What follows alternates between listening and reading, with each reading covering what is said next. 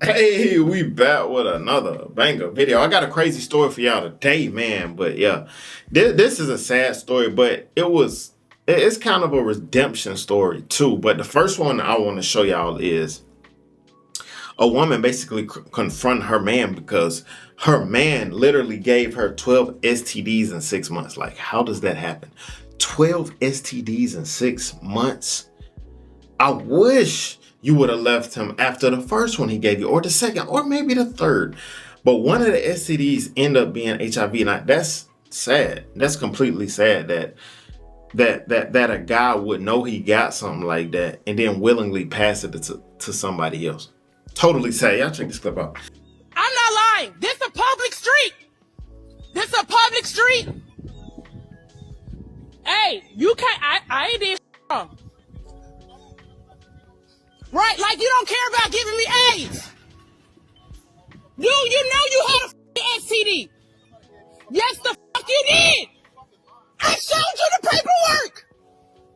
They don't give you antibiotics for nothing, Phil. Look at him, y'all. This nigga out here gave me 12 STDs in 6 months. This man gave me AIDS. He gave me fucking AIDS. This nigga gave me fucking AIDS. This nigga gave me fucking AIDS. That man gave me fucking AIDS. He stayed right here. That fucker gave me fucking AIDS.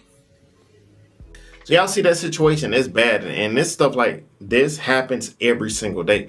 But the second woman, like, she ended up meeting a guy online and he ended up giving her HIV, but it actually turned into AIDS, and she was actually on her deathbed, literally on her deathbed. But by the grace of God, it didn't kill her, and she ended up going undetectable, and now she's an activist. So all I can say is, man, grace to you, straight up, and I'm glad you out here doing your good work. You know what I'm saying? And I'm just happy for the simple fact that you didn't let that take you out.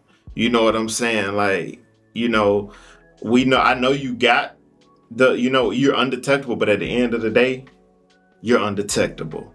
You're not on your deathbed, so we gotta thank God for that. But yeah, y'all check her story out. HIV positive. 2013 is when I found out elevated to AIDS. We went to the doctor, and all I remember is my daughter told me to go upstairs and put on my pajamas. She said when I went upstairs, she had heard a loud thump. And she came running upstairs, and she said I was convulsing, and said foam was coming out of my mouth, and said I was just trembling and shaking, and she panicked. But my youngest daughter knew what to do. Said she lift my head up and all that, and told my daughter to call 911, get an ambulance come, because the disease went straight to my brain. So, and that's what they said, it didn't go to no other organ, went to my brain because it was meant to take me out, and I didn't pass. That's when my daughter came in there crying, and she said, Mama, the doctor just told me that you got 2 weeks to live. And I was like, what? And then she said, yeah. And she said, they said that you're going to probably pass in your sleep.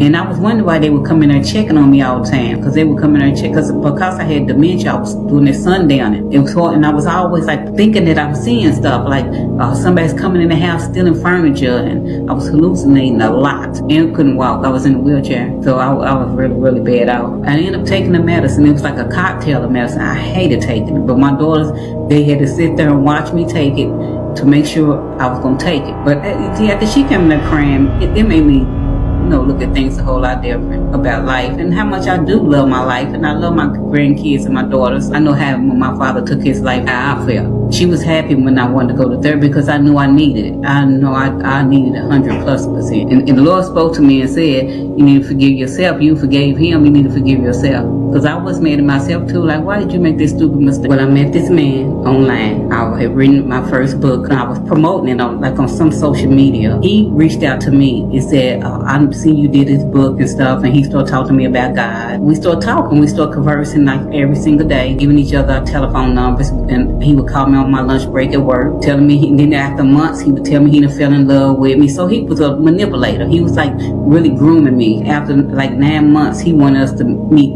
face to face. He was okay. Like we met and he was okay. He took me to like a jazz restaurant and stuff and took me to the zoo, went to the zoo. So we had a good time. We'd go out to eat. And that Sunday, he was like, I love you and I want to marry you. And I'm saying to myself, if you want to marry me, you would have came with a ring. He kept begging me for and I kept saying no. And I kept telling him no. And he was like, I don't know when we gonna see each other. And I went ahead, I said, do you have to put on a condom? He acted like he's putting on a condom. But I just really wasn't paying him no attention because when he got done, he was tearing up a paper and everything. I wasn't feeling well. And I never knew why I wasn't feeling well.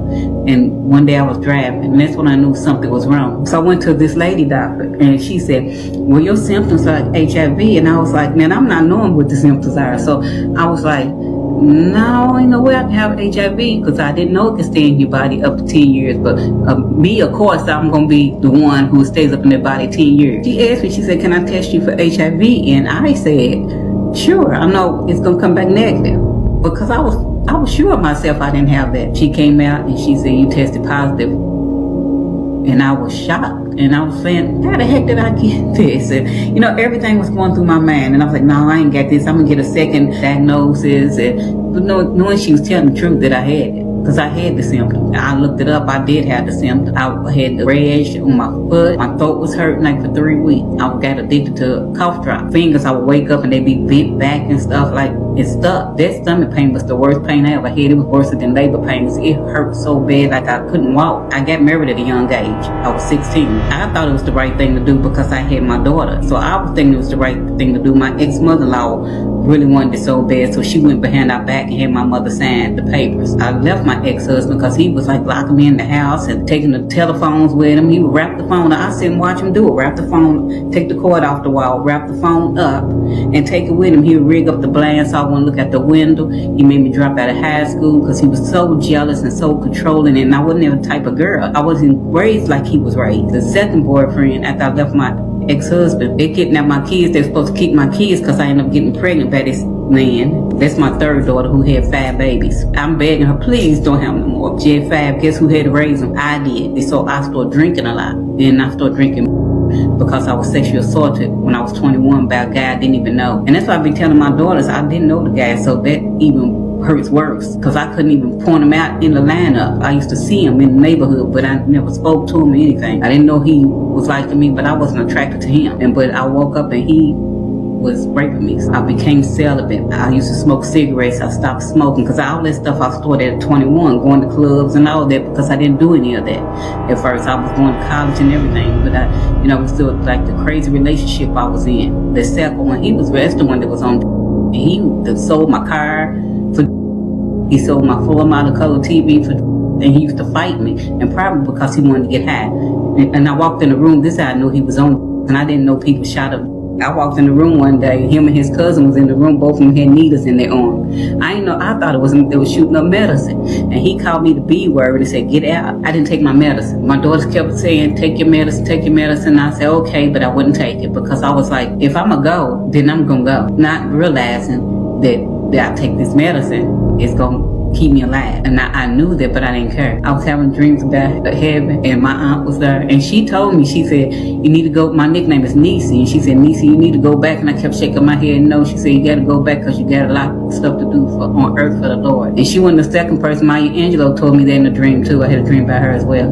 So I had these dreams about them when I was sick, and Jesus was talking to me all the time. He would tell me, "You're not gonna die." He would tell me that, but I was depressed. I didn't care. But what made me change my thoughts on it, because my daughter came in my room crying, and this is 3 years later now. This is in 2013 because I found out in 2010. The first thing I talked about was civil rights when I moved here. My daughter said that. She said, "All you talked about was Martin Luther King, Malcolm X. You talking about John Lewis." And no, I was talking about everybody. I was like, "Oh, John Lewis, Representative John Lewis."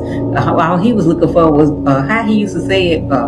Not bad trouble, good trouble. He used to say, I'm looking for good trouble. And she said, "Dad, you know all that." And then I started learning about politics and getting into politics and stuff. And that's what I want to do. I want to volunteer. When I move back to Louisville, which is my plan, I want to volunteer. I want to be an HIV advocate. So I want to do that. That's where I can really help people and I share my story. Because I do, like I said, I speak at conferences and stuff.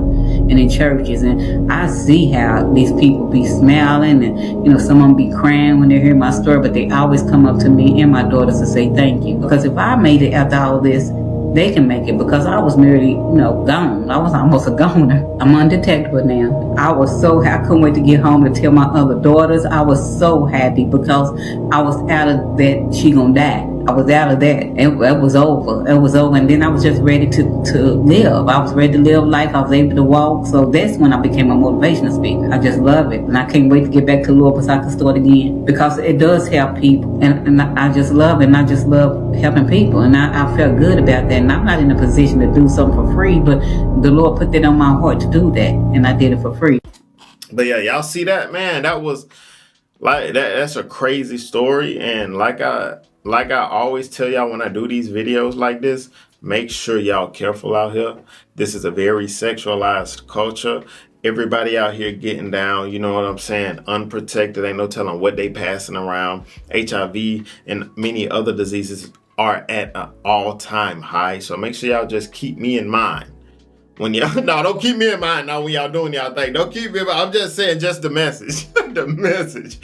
Keep the message in mind, man. But yeah, man, thank you guys for watching the video. See you guys next video. Always remember, be safe out here, kings and queens. Let's get it.